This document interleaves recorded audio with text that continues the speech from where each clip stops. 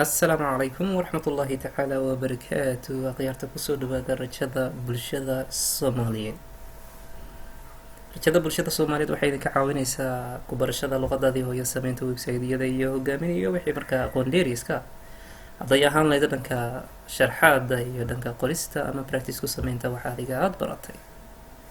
Halkan waxaan ku qaadan doonaa waa HTML course oo dhammaystiran oo idin soo diyaarisay oo idinkugu talagashay rajada bulshada Soomaaliyeed. waxaan idin la wada doonaa coursigan iyo anigoo Cabdinaasir Cabdullaahi Cabdiraxmaan, sidoo kale nickname-kaygu uu yahay Cabdinaasir Love Bershe. sidoo kale Gmail wixii su'aalo markaa idinka aad qabtaan ama waxa dheeri idinka aad jeceshihiin oo aad jeclaan lahaydeen markaa in lagu sii kordhiyo meesha waxaad nagala soo xiriiri doontaan waa Gmail-kiinii ama WhatsApp number-kiinii, sidoo kale Instagram-na waan leenahay oo rajada bulshada ah. sidoo kale Facebook-giina waa mid ii gaarayo shakhsiyan marka waxaan rajaynayaa wixii su'aalo markaa inaad kusoo diri doontaan waa Gmail-kii iyo WhatsApp-kii iyo Instagram-kii.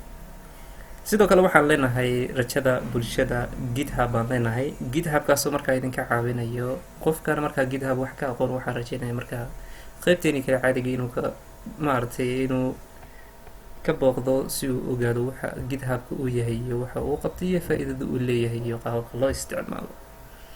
hadaba waxaan rajaynaya markaa wixii project markaa inaan dhigi doono GitHub-kiinii, taasoo markaa idinkaga fududaynaysa inaad wixii si fudud aad ku heshaan waxa anaga markaa aan sameynayna hadduu alla idmo insha allah. korsigana dhammaadkiisii iyo intaan kusii guda jirnana waxaan ku arki doonaa projectyo waaweyn markaa waad ka faa'iidi doontaan hadduu alla idmo insha allah. marka waxaan rajaynayaa inaad ka faa'iidaysan doontaan korsigani. marka waxaan idin leeyahay ka faa'iidaysi wacan sidaa iyo nabadgelyo. cashirkan iyo cashirka ku xiga iyo bilowgii HTML.